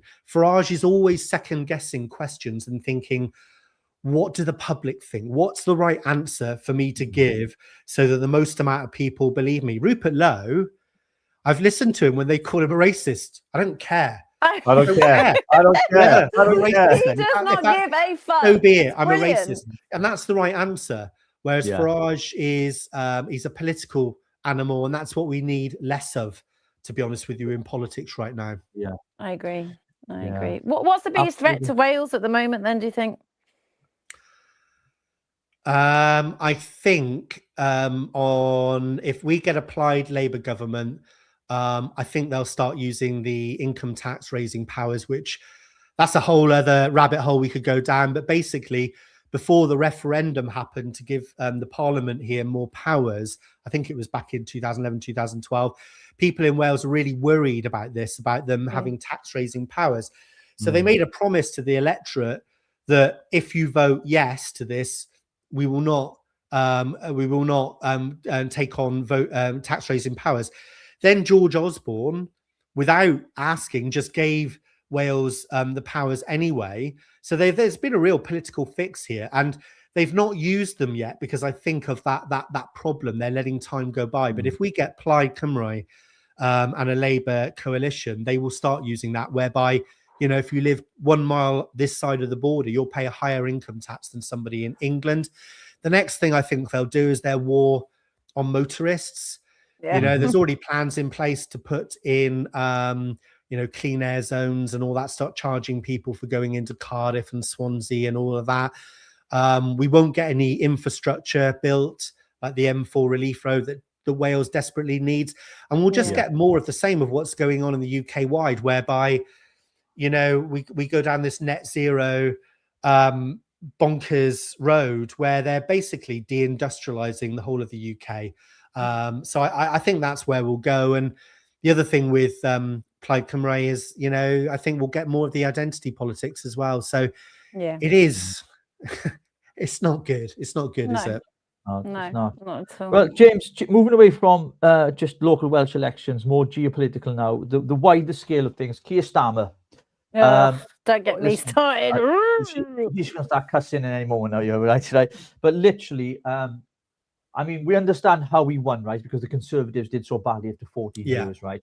Raising the taxes highest they've ever been for 70 years and everything else, inflation sky high and everything else. And people, it was a protest vote. We find ourselves then with the Prime Minister in Keir Starmer promised to fix Britain and everything else. All these promises in his manifesto. I think I've counted about 16 or 17 U-turns that he's done. Blamed this £30 billion black hole, which they've moved away from now. And now his kind of go-to is all the problems in the country we're facing right now is because of the war in Iran. Everything is to do with the war in Iran. He's pissed off Donald Trump quite clearly. Obviously, there's massive conflict around that as well. The Starmer government seems completely incapable of governing. If you look at the front bench, they're not even qualified, half of them. We can go through ranges from accounts and etc., etc. Jonathan Reynolds and many, many more. I mean, how do you see this playing out on the international stage, and how does it affect us domestically here in the UK when it comes to our government and the general election in 2029? Yeah, the problem is with Starmer is that he cannot lead. So all of these U-turns, what happens is, you know, like the welfare, we need to cut welfare in the UK. We cannot afford, I mean, it's absolutely bonkers, the number of young people that are claiming benefits that are not even required to look for work. The amount of people that, you know, they're on the sick for ADH and all of this stuff. It's just, it's bankrupting the country. And they tried to propose a very modest, actually, cut to the welfare system, but their MPs won't let them. He's got no balls. He suggests things, and then when he gets criticism, he goes back on them. These U-turns, and the problem with that is, and we've seen this on the international stage, he literally winds everybody up because he says, no, we're not going to send. You know, they had weeks of notice that this was going to happen. Right, they should have sent a ship weeks before. They knew the build up the Americans were made. They should have, even if they didn't want to support the attacks, they should have put a boat out there to protect our boats. And also, you know, this is the first time in decades we've not had any presence, you know, warships in the Middle East. They decided not to do that for political reasons. Then when they get the backlash, they say, oh, well, we'll send some aircraft carriers to Trump. But by this point, it's just like they pissed everyone off. They pissed off the people that support them because they've now changed on their initial decision. They pissed off our allies. And this is what he does. He's just got no political backbone whatsoever. He's basically a weakling who's got no values, no principles, no real strategy or direction. He just goes where the political winds take him and what his backbenchers. So I think my prediction is I think, you know, and also the evidence for this is the bond markets. They can see this, and which is the reason why we're paying way more to borrow money than any other developed country, is because they can see this. He can't deliver any of the policies which they've based these calculations on how much we should pay going forward. I mean, the whole budget and all that, it's a fucking nonsense, because you know, within weeks of the budget being announced, they've just U-turned and U-turned and U-turned. So we're like at sea with a you know, with nobody's hand on the tiller. It's just ridiculous. So I'm quite pessimistic in the medium term. The next 10 to 15 years, I think we're screwed, and I think royally screwed, properly royally screwed the UK is. I'm more optimistic about the future, the long term, because I think, you know, I think we will get through this. But there's just too many people in this country right now which are still just they're just watching Netflix, looking at their phone, ordering pizzas at the weekend, and they're not interested in, or they're just blind to what's going on and the choices we're making as a country. You know, can't believe that 20% odd are still backing the Labour Party when it's clear that they are trashing the whole economy. I mean, the energy sector is resulting in the highest electricity prices. The fact that we import all of our energy now, and it's getting worse, means we're totally. I heard today, actually, I read the Isle of Man has run out of diesel. They've got no diesel on the Isle of Man, and so it's not just about the fact that, you know, whether we import it or whether we produce our own. If we produce our own, even if it costs the same, it provides security of that energy. So we're dependent on anyone for our energy. Our industries, our chemical industries, is actually on the floor. I was reading the other day, you know, salt, which we've been, you know, we've been independent. We produce all of our salt for decades now, which is really important in pharmaceuticals and many other industries. And we're on the verge of losing all of that. Same with steel. All of it is going out of the UK. And then when you look at the new technologies coming, the future technologies and industries and sectors, like AI, like data centers, like automation and all of these things, we've got nothing. We've got literally nothing in this country. So I think we're going to go through a very painful, it'll be worse than the 70s, because, you know, the IMF hasn't got enough money to bail us out. The US, are they going to bail us out? Don't think so. Not while Trump's in power anyway. You're saying that, James, because Rogue has discussed this many times on our show. We've talked about, we've outsourced our energy, our food supply. It seems as if we have nothing left anymore. This once great United Kingdom, or Great Britain and Northern Ireland, where, you know, the Commonwealth era, where we were the powerhouse, you know, we were the manufacturing. And Rich, let me just butt in there, because what you're saying there, I believe that the reason all this is happening is purposeful. This isn't incompetence, and I'm not suggesting that Starmer and his minions are necessarily doing it on purpose, but they're obviously, they're not the ones pulling the strings. They've got their paymasters, that they're following international agendas. But the reason this is happening is because during COVID, if you look at all the countries like Australia, Canada, even the US, France and Italy. I mean, France, you couldn't get in a supermarket unless you had a vaccine passport. In Canada and Australia, thousands, tens of thousands of people lost their jobs. They were sacked because they wouldn't. And when you look at the UK, we got off. There was only one sector, the care home workers. You know, they who were forced to get the vaccine, and lots of them left because of it. About 40,000 of them. But the NHS, the doctors, they couldn't face up to them, because they knew they'd lose that battle for forcing doctors and nurses to get it. I think the globalists have looked at the UK and thought, if we're going to install this one world government, we need to break the UK, because the resistance there and runs deep through society there. It's strong. And in order for us, we can't have a country like that holding a torch to other countries to show them that they can be defeated. So I think this is all happening because they're purposely trying to break the UK. Is this for the 2030 agenda? Is that what you're kind of implying? Yeah. Yeah. I mean, it's prolific. You can see, and every little sort of bite of kind of destruction that they are creating, the more and more people are becoming sort of like, well, what can we do? What can we do?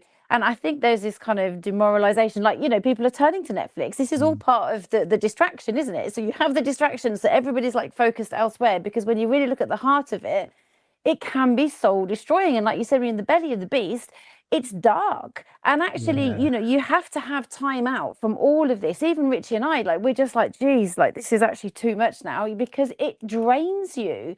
And it's just so important that, like, each and every one of us kind of knows that we have to do what we need to do to ensure that we save this country. Yeah, I mean, what they're doing, Rogue, is they're creating chaos. They're creating chaos because that will be the thing that breaks the country. And unfortunately, there's a lot of young people who are disaffected. They're angry with what's going on because, and you would be, right? I mean, you can't afford to buy a house. The jobs market for graduates is falling through the floor. There's just so many things that we had, our generation, I'm 53 now, and a generation above me had, that there's no prospect of them having. So they're angry. So they're looking for solutions. And, the worst of all worlds, we've got the Green Party now coming through, which is just so, and this is the really scary thing, by the way, when you look at all the polls for Westminster voting, you've got basically 4 parties which were all within 8 to 10 percentage points of each other. They're engineering this. I mean, the fact that the Green Party has just come from nowhere with all of the funding it needs and the social media, that's not just happened. It's not a grassroots thing. Of course. They're creating the chaos, which is going to totally ruin and bring this country to its knees, because that's what they need to do in order to push this agenda forward. I find really weird, though. The Green Party are in bed with Islamists. I know. Did you see Did you see on stage? You must have seen it on social media. They're all on stage. Yeah. And you've got all the LGBT. Do they realise that all of these LGBT people, that if they get into power, right, with the Islamists, as soon as the Islamists get enough power, they'll be fucking stringing them up and killing them. That's what they've done in every other bloody throwing them country. off a building. Bonkers, absolutely bonkers. Yeah, absolutely. And I think they've seen the Green Party as an opportunity to infiltrate there, haven't they? And that's what they've done, the Liberals and the Islamists.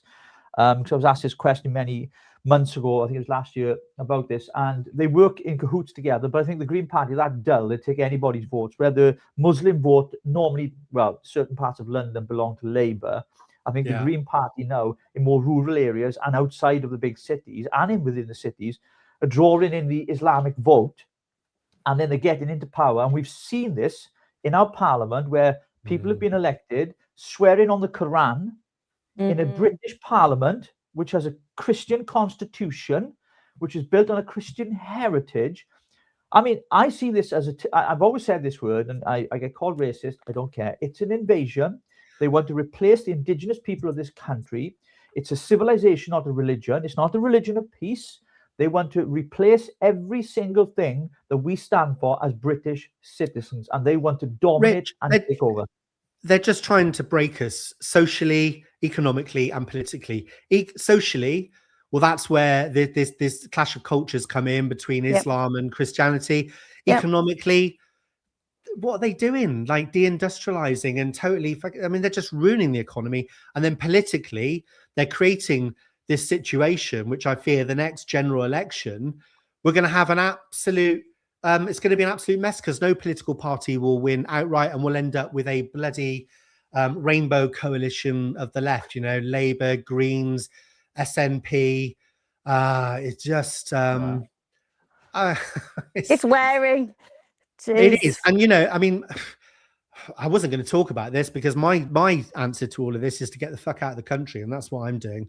Well, it's really, really sad. And I will carry on fighting, and I'm being a voice and doing what I can for the UK. But I am absolutely 100% confident now that it's already baked in. You can't do this to the economy and bring in all of these thousands of people and it'll just be all right, and it'll all just turn around. Even if reform or restore get in 2029 and we have even if we get the right people, let's just say Restore, Rupert Lowe, genuine guy, gets in 2029, it'll take a decade just to reverse all of the crap that they've been doing.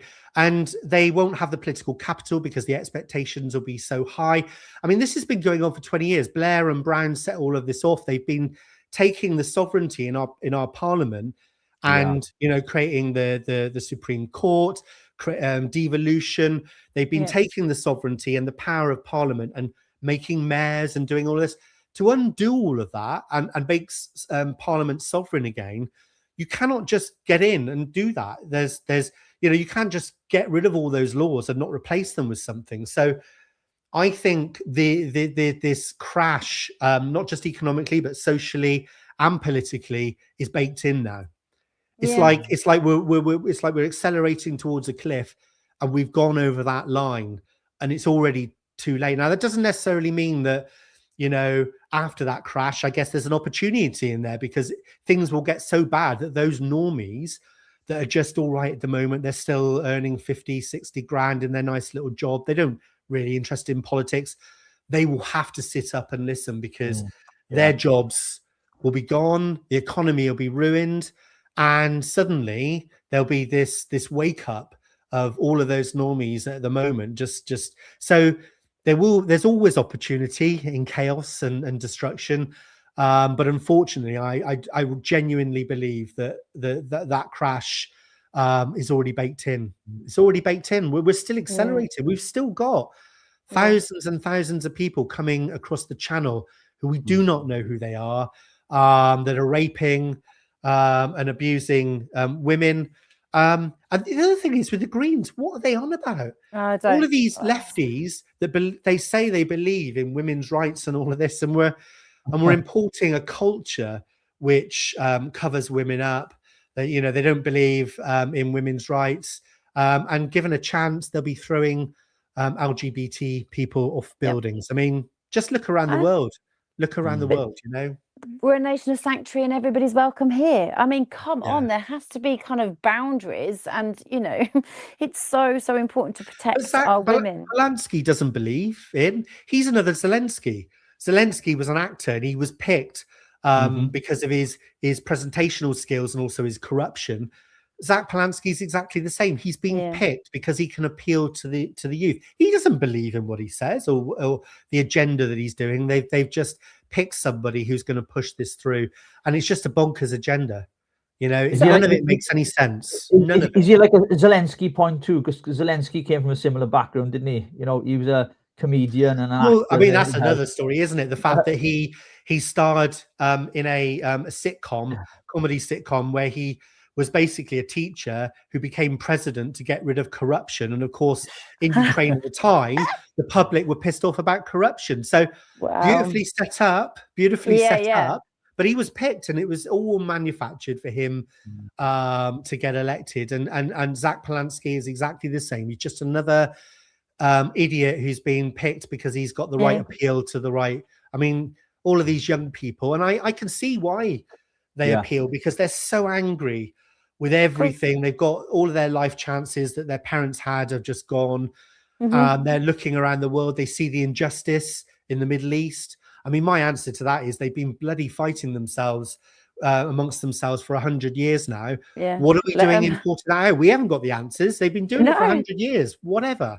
It's not the politics we should be. But young people, you're idealistic when you're young, and seeing these horrendous things going on in other countries is awful, and it is awful what's going on there. But to think that you can pick a political party in this country because they stand on a side for a war which is going on, that's being fought for 100 years in another country, what's that about?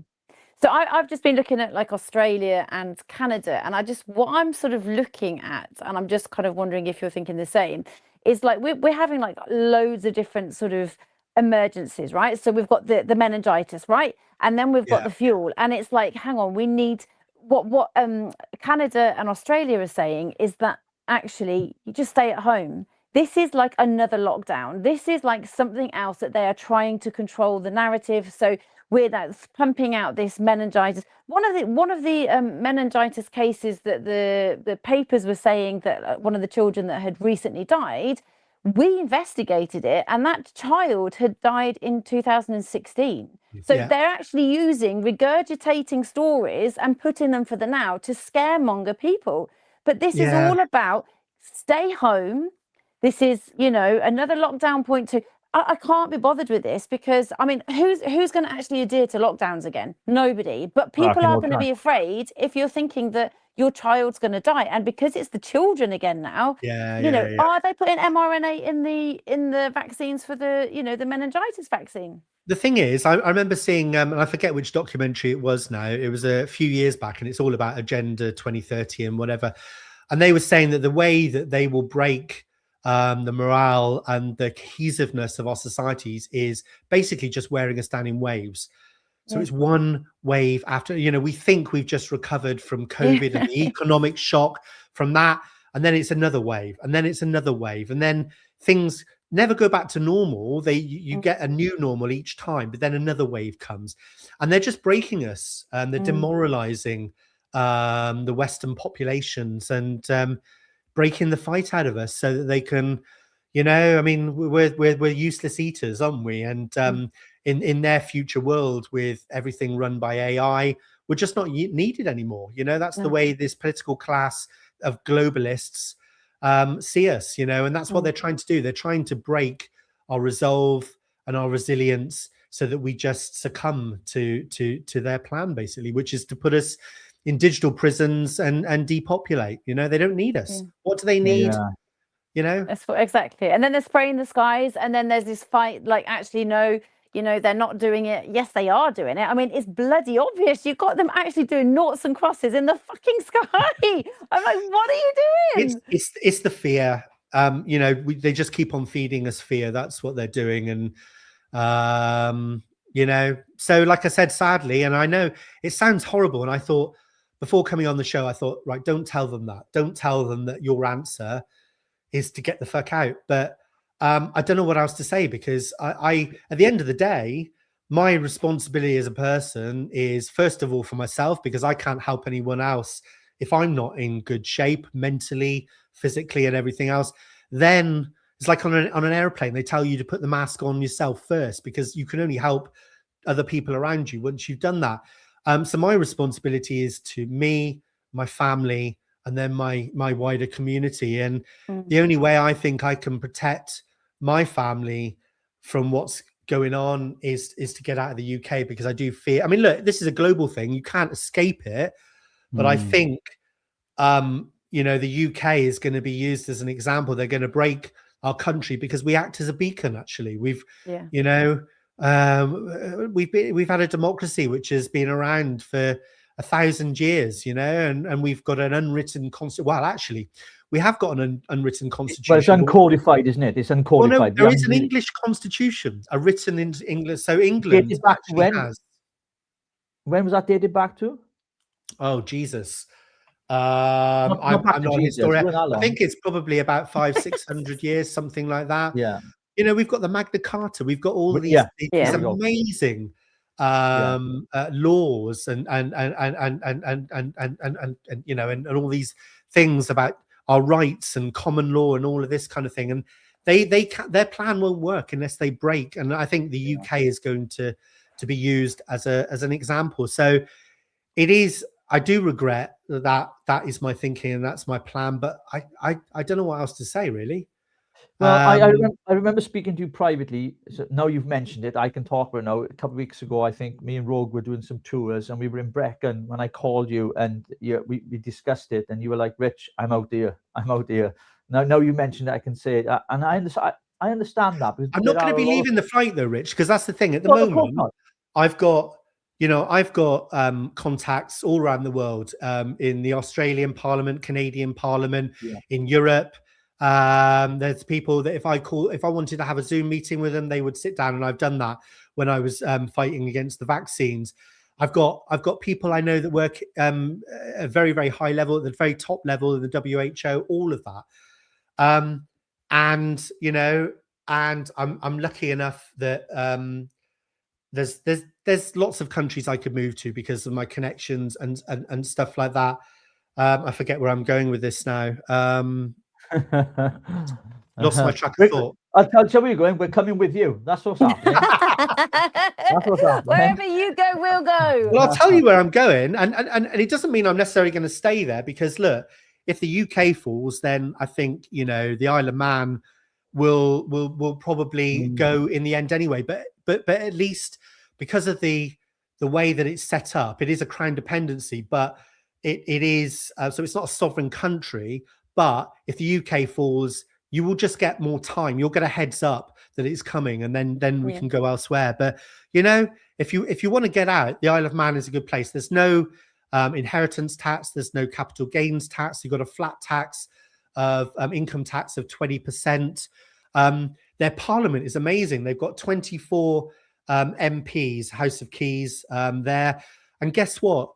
There's only 3 of their MPs that are actually in a political party. The rest are just picked from the community. Each MP only represents 3,000 people, whereas in the UK, they're 60-odd thousand. So these people that are representing the island there are literally just normal people that are picked from the community. So they've tried to install a lot of this WEF stuff there, but the islanders just say, you know, bugger off.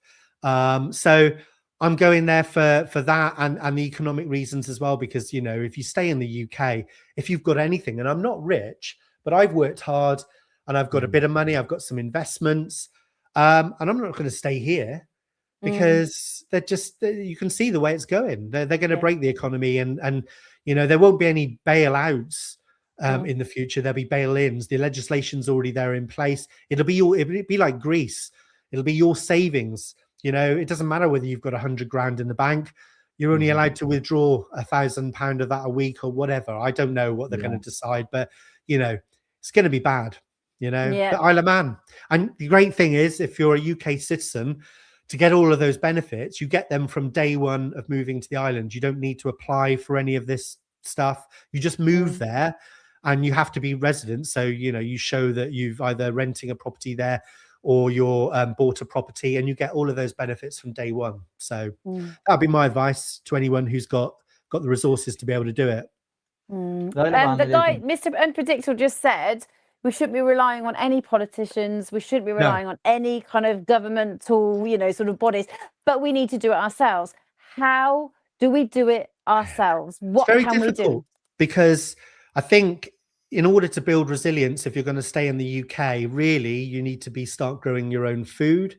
You need to be as little dependent on the state as you can possibly be. So ideally, be off grid, have some land, and you know, there's cooperatives, there's people actually doing this stuff out there. So it is possible to do it in the UK, but for the vast majority of people, it's too difficult. You know, I mean, we're a fairly small island for the number of people on here. So not many people are going to be able to do that. But that's another option to getting out. And, you know, and I think, like I said, I wasn't going to say this, but I guess what I want to say as well is I won't be leaving the fight. Wherever I am in the world, I will be fighting back against this and doing whatever I can, whether that's just using my voice or, you know, if it comes to it, and we actually need to start having civil disobedience and doing whatever that entails, I'll be doing that as well. So, you know, because otherwise I do feel, is that the right thing to do, James? Should you not be here, even if it is going to be a catastrophe, should be staying and fighting? But I've got my family, man, you know, like everybody else. So that's my first priority. And so I've got to make sure they're okay, because if we stay here and we're not okay, right, what can I do to fight back? Nothing, you know. Speaking of civil liberties and fighting back, James, we're delighted to announce as well here that you are going to be one of the speakers at the rally outside the Senate with the Together Association on the 25th of April. So please get that date in your diary. Share with as many people as you can. It's going to be an awesome time. We're going to be linking up with people from London, Edinburgh, and Belfast as well on big screens there, broadcasting that we do not want net zero. We definitely do not want digital ID, and of course we want to support our farmers. And I'm glad to announce that James is going to be one of the speakers. Yeah, and do you know what? I Yay! spoke to Alan Miller today. Obviously, well, before I explain that, have you noticed that the loonies on the left, they've now got an organisation called Together. Together, yeah. Yeah. Anyway, I spoke to Alan Miller Right. today because I was just saying to him, look, based upon what I know and the people that I know, in corporations, WHO, all of this kind of stuff, we are getting digital ID. Saying no to this is just the wrong message to be giving out, because they're all the infrastructure is already nearly built. It's already happening, and it's not just the government; it's the banks, it's the corporations. And yeah, they'll say it's not compulsory, but you try getting a passport, you try taking a flight, you try to. It's coming, right? And I said to Alan, look, forget about this no to digital ID. Focus on your Bill of Digital Rights. That's what they should be doing. We should be saying, yes, it's coming, but we want this Bill of Rights, this Bill of Digital Rights. And that's what we should be focusing on, not telling people that the fight is about saying no, because that's already Because it's here. It's already here, and it's going to happen. Yeah. Seriously, it's going to happen. And anyone who tells you that we can just all say no, and if enough of us say no, it's not going to happen. It's not going to happen. It really isn't. And that's not me being pessimistic. No, you're being realist. Because, well, the other thing is there's a lot of opportunities in digital ID. Imagine if you could, on your phone, you could vote.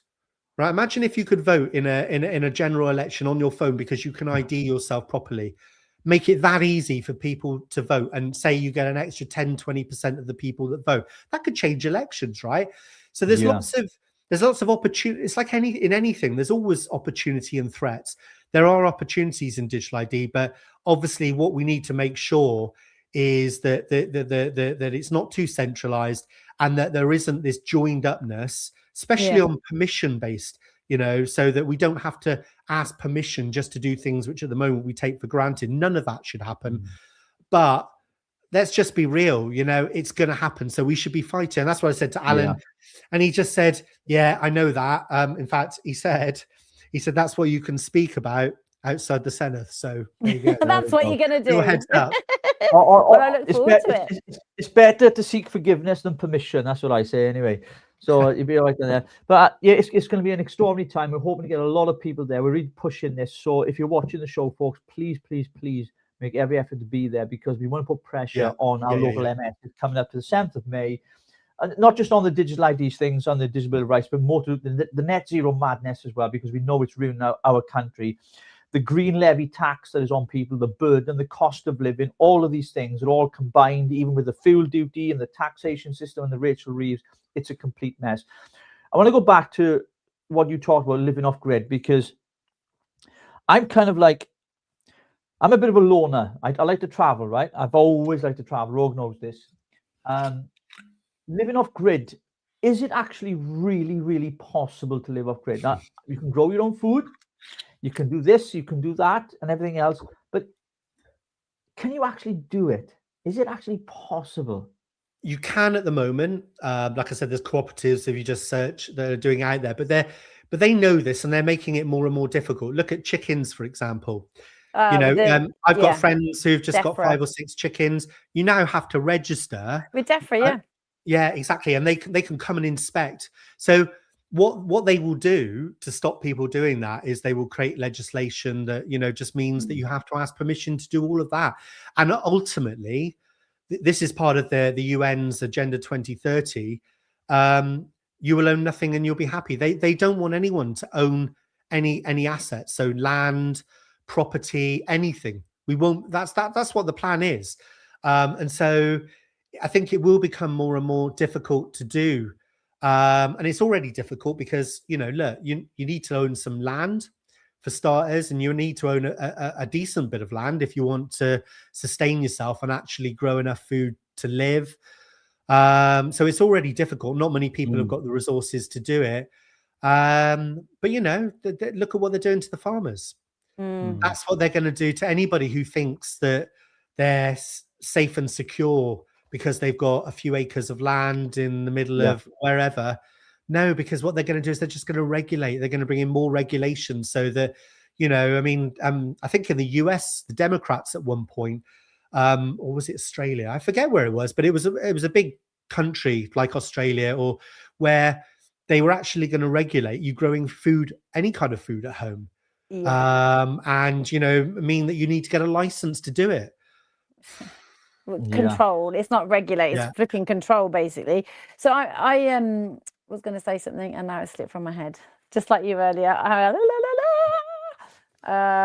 remember when the DEFRA like sort of registering the chickens first came out, everybody was registering their like dog toys as well. It was brilliant. It was like try and confuse the system. So I actually had a farm, and I had loads of chickens, turkeys, goats. I had absolutely everything, right? And I used to utilize it for really, really good purposes. So I would look after people. So I'm a trained counsellor and I teach for medical students. And I would look after people who had brain injuries, autism, dyslexia, you know, anything that people needed to kind of have one-on-one as a counselling session, but also help educationally with the animals. So it was like an animal therapy centre. And I lost it all during COVID, and you know, there was like other complications which I won't go into now, but it was just horrific. And I literally didn't have to register anything or anybody at that time. And then sort of afterwards, I was like hoping to kind of get everything back again, and try and build myself back up. But I've kind of missed it, and it's so frustrating. I think the only way to do it, if you are thinking about doing this, is to do it as a community. So. And I've come around to that thinking because, you know, I used to think that, I mean, and I've done all sorts of bonkers things. Like I've got 2 gas tanks, huge, great gas tanks, you know, 80 kilograms, a gas generator. I've got a bug out bag. I've got all of these things, which, because, you know, when everything you think you can see where the road is going and you want to get back control to feel like you're still in control. Yeah. And, you know, you might buy a bit of land and food, but you can't do it by yourself. This is just too big a thing. And the resilience, I think, if things do crash properly, socially, economically, and politically, is communities. If you're, it doesn't matter what resources you've got. If you've got your own farm and it's just you and your family, and you think you've got enough resources there, you won't have them for long, because if things fall apart, you know, everybody's going to be coming for your resource. So I think the only way to do it is communities. I am seeing quite a few co-ops and things where families, you know, whether it's 5 or 6 families that have all chucked in, you know, 50, 100 grand, whatever money they've got, and they've bought a farm and they've got a whole proper community there. And with a community like that comes resilience. And I think, I mean, there's one down in West Wales, actually, where Swampy, I don't know whether you're old enough to remember Swampy, back in the 90s or something, but they were trying to cut down a road to build a motorway. And there was a load of activists which had gone and made tree houses and tunnels and everything. And one of them called Swampy. Well, they've actually got a community down in West Wales, and you can actually go and visit them. I think there's about 30, 40 of them, and they're literally living just off the land. I think a couple of them work. There's a few teachers there as well.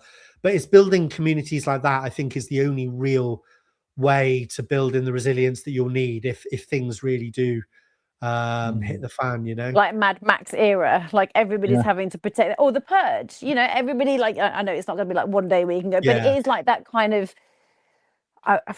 attitude, isn't it? Like, you know, we're going to have to start fighting for our lives, and we're going to have to start fighting for food. You know, well, the other thing is, you know, communities can be incredibly resilient. I mean, look at the Blade Runners in London, right? They can't stop them. They can't stop them from doing it, because you've got a community that is working together to cover each other, to hide things, to and, you know, when you have that, I mean, look at Northern Ireland is another example. You know, we had the army over there and everything, and they could not break them, because when you've got the community all working together, they, you know, I mean, well, put it this way, that there's millions of us, and only, I don't know how many thousand of those that are on the other side actually really controlling thing. And if you look at that on a global scale, I think, what have you got? I forget how many, is it 3,000 billionaires? I forget what the numbers are, but then you've got versus billions of people. So if you build strong communities that are resilient and work together, they cannot break that. They cannot break that. Yeah, but the thing is, James, sorry, I don't like living in communities, though. I hate it.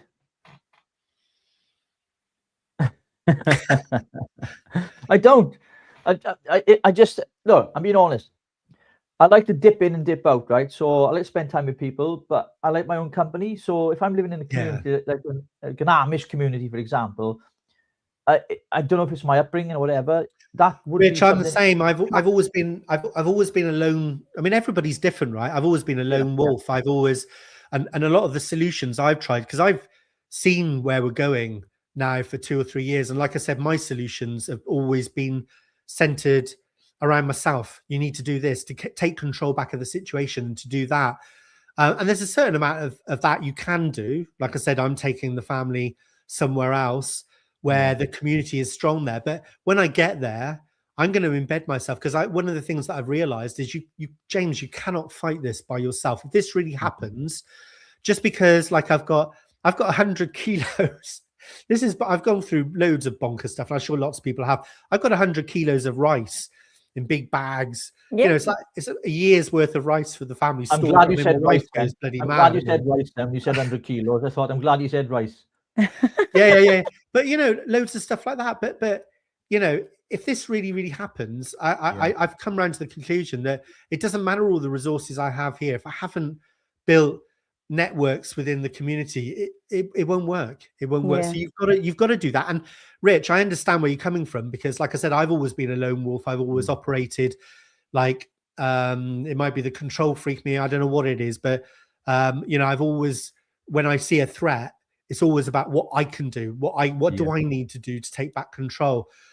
And I think, you know, but Rich, you might feel like that now, but if things go down the pan, you'll be looking, and so will everybody else. All those people at the moment who don't even see what's going on and don't see where we're going with this, you know, they're going to wake up one day and suddenly first of all, they're going to be angry, and you know, people that have saved their pensions, that have got houses that are now worth, you know, can't sell. They're now being told their freedoms are being taken away. All these people that suddenly they're going to wake up and they're going to be angry at first, which is another danger. But you know, the only way then to take the country back is to build those communities and reach out to those people, because the majority of people are still just asleep. You know, they really are.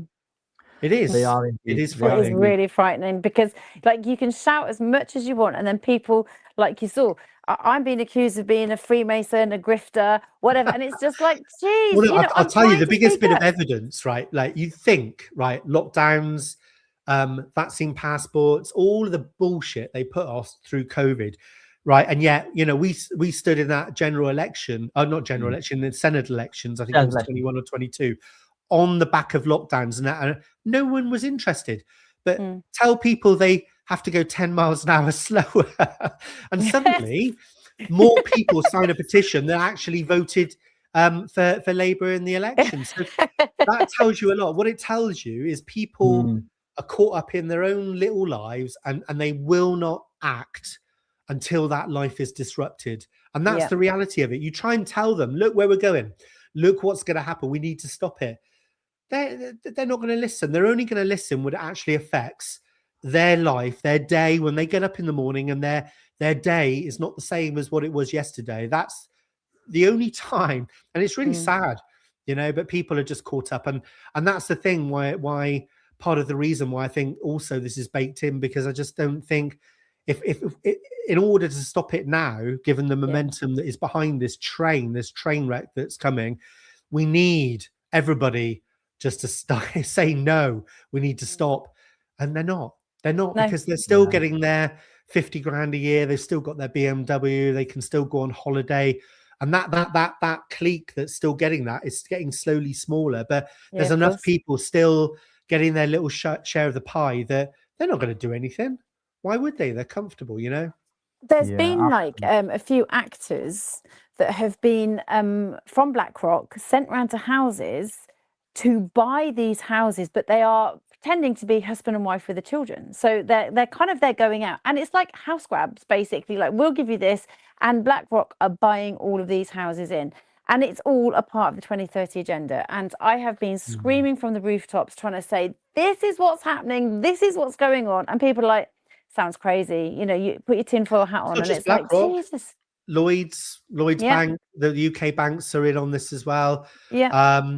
you know, it's part of this. Look, the one thing that makes people very hard to govern is if they don't need you, right? Yeah. So if people have got assets, they've got houses, they've got investments, they've got gold, they've got options then. So when the government says you have to do this, people can just say, well, you know, fuck off, I'm not doing it. But you take all of that away from people, and so you own nothing. And suddenly you're living hand to mouth each month, and you're so consumed and worried about just surviving that you can't say no anymore. And that's what that whole agenda is about. They're trying to create a world of serfs and slaves, essentially. And that's why they need to break us, because, you know, people in the UK at the moment have got too much. You know, if you've got those assets and you can grow your food off the land and you know, you can make your own electricity with the technology we've got. In fact, you know, you can exchange money without going through a bank or a government. You know, that's the biggest threat to them, because let's face it, you know, the people doing this are not worried about money because they own the central banks. You know, the Federal Reserve is a private entity. People think that it's part of the US government. It's not. It's a private entity owned by the Rothschilds and other families. And they don't need money because they've just got printers. They can create it out of thin air. What they need is control. They need to control you out there. And you know, and going forward, I think there's lots of reasons, because you have to ask yourself, well, why now? Why now? And I think there's several reasons, but a big reason is technology. Because suddenly we've got all of these technologies where we don't need them anymore with these future technologies, like crypto, for example. You don't even need insurance markets and pools. You can create liquidity pools with these cryptocurrencies. So you don't need an insurance broker. The middlemen, you don't need a bank. You don't need them anymore. You don't need them to manage your money. You don't need their electricity. You can get solar panels or whatever. Exactly. So, you know, and that's a big threat to them, because it doesn't matter whether they've got the central bank anymore. If enough people can just say, well, do you know what? Fuck off. I'm not doing what you say because I can survive without you. And we can create communities where we don't need you to be in the middleman, then that's a huge threat. And so I think that's a big reason why there is this countdown in order to put us in this digital prison. Because if they don't do it, then they've lost their castle. A quick question here, James, from one of our viewers, Claire. James, do you believe moderator. do you believe that you should take savings out of the banks? Oh, I think my only advice there is don't put all your eggs in one basket. Have lots of baskets with lots of different stuff. So, you know, some people buy precious metals. You don't have to do that, but that's one thing. Some people are putting their money in crypto. You know, I think you have to have some money in the financial system. Taking money out and putting it under the mattress isn't an answer, because, you know, it's just paper at the end of the day.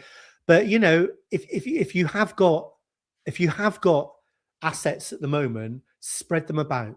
Don't have all your money, all your savings, and all your money in fiat currency in a bank. Don't think that you can just buy loads of gold and just, you know, I think that's the only thing to make yourself resilient. Just have lots of different assets, whether it's property, land, if you can get it. You know, the ability to survive off grid is an asset. Of course, yeah. But yeah, that's the only advice I can give, because otherwise I'd just be lying if I say, you know, well, this is the answer, do this or do that. I don't think there is any one answer. The answer is to be as resilient as you can. And I think to do that, you have to have your fingers in as many pies, spread your assets across as many baskets as you can. Yeah. Brilliant. Well, James, our time is almost up. It's been absolutely fabulous having you on. I really, really enjoyed the conversation. Really, really have. And we've got to get you back on the show again, Rogue. It's brilliant, isn't it? I've enjoyed it. It's been a while since I've done anything to camera, because, of course, you know, going back 2023, I had my own daily show on TNT. You did, yeah. I remember 5 days a week. So I can't reveal anything, but something is coming up again soon as well. So hopefully next time I speak to you, I'll have something to announce. But yeah, I'd love to come back on. I've really enjoyed it. Yeah, we'd love to have you on. So thank you, and then we'll see you on the 25th. Yes, we will. Yeah. Thank you, Oh, James. Richie, sorry, really, Yeah. really quickly. People are asking what time because they don't know what time to be At there. 2 o'clock. It's 2 o'clock till 5, 2 p.m. till 5 o'clock. There's going to be about 10 to 15 speakers there. Obviously, we're expecting a few thousand. I think the last one we did there was during the vaccine passports, James, if you remember, and mandatory vaccines as well. And it was an incredible turnout. And I'm hoping for the same again because, it just, people ask me often, do these things work?